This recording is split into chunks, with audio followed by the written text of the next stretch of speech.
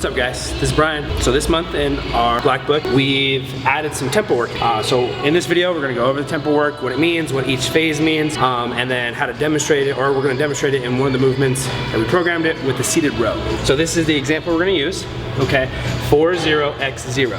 Okay, so 4 different numbers, 4 different letters, 4 different phases, or 4 different portions. The first one being 4, so 4 seconds in the eccentric loading phase. So what that means is the more or less the working phase of the movement. Okay, and again, we're gonna demonstrate this with the seated row. The second number would be the time spent at the end of that working phase, or the end of the eccentric phase. X stands for explode, okay? So typically when you see X in tempo work, it means a fast concentric phase. So that's the third number, is the concentric phase of the movement, okay? So sometimes you'll see an X, sometimes you'll see a 1. That just means the time spent during that concentric phase. So X means explode. You can see a 1, you can see a 4 here. There'll be some variations during this month's programming. And then the last number is the time spent at the end of the concentric phase.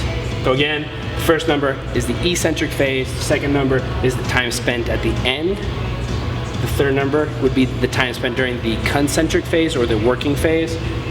And then the fourth number would be the time spent at the end of the concentric phase. Here's me demonstrating the seated row. And I'm wearing jeans just because I feel this movement is best demonstrated or best done in denim. I can feel a little bit more tension. I feel a little bit tighter when I do that, okay? So, starting with the seated row with the concentric phase. So again, we're going to explode, so that's our working phase. Okay, so the time spent at the end would be 0, so then we will immediately return, and then 4 seconds through the eccentric phase, or the loading phase, so 1, 2, 3, 4, and then 0, so pull, 1, 2, 3, 4, pull, 1, 2, 3, 4, again, 1, 2, 3, 4. Okay, so again, as a quick overview, one more time guys, okay, tempo work split up between 4 different parts. The eccentric phase is the first number, and that's the time spent during the lowering phase. So again, the seated row, that's when we were lowering from the chest back down to full extension. And the squat, like an eccentric loading portion, would be as we're squatting, we are lowering ourselves. And we talk about bicep curl, so as we hit the top of the bicep curl, as we come back down, we're lowering.